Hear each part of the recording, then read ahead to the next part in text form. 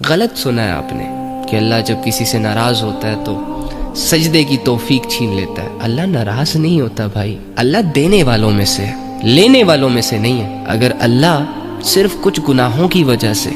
کچھ خطاؤں کی وجہ سے انسان سے سجدے کی توفیق چھیننے لگ جائے تو فرشتے ہی رہ جائیں گے پھر اللہ کو سجدہ کرنے کے لیے، کیونکہ عام انسانوں کے لیے تو یہ چیز پاسبل نہیں ہے کہ وہ ویسی اللہ کی عبادت کرے جیسے کہ اللہ ڈیزرو کرتا ہے۔ اگر اللہ رب العزت انسانوں سے سجدوں کی توفیق ہی چھیننے لگ گیا تو انسانیت تو بہت بڑی مشکل میں پھنس جائے گی۔ تم گنہگار ہو، تم نے نہ چاہتے ہوئے اس کی کوئی نافرمانی کر لی، بھٹک گئے، بہک گئے، حالانکہ تم بھٹکنا نہیں چاہتے تھے، اور اللہ تم سے سجدے کی توفیق ہی چھین لے۔ یہ والا سسٹم تمہیں نہیں لگتا کہ تمہارے رب کے ساتھ سوٹ نہیں کرتا؟ آپ نے اپنے آپ کو جج کرنا ہے، شوق سے کریں، لیکن اپنے چھوٹے سے دماغ سے، جس کو یہ دنیا ہی نہیں سمجھ آ رہی، اس دماغ سے اپنے رب کو مت جج کیا کریں۔ وہ رب جس کی رحمت نبی صلی اللہ علیہ وآلہ وسلم نے لوگوں کو سمجھائی، جس کے محبت کے جذبے نبی صلی اللہ علیہ وآلہ وسلم نے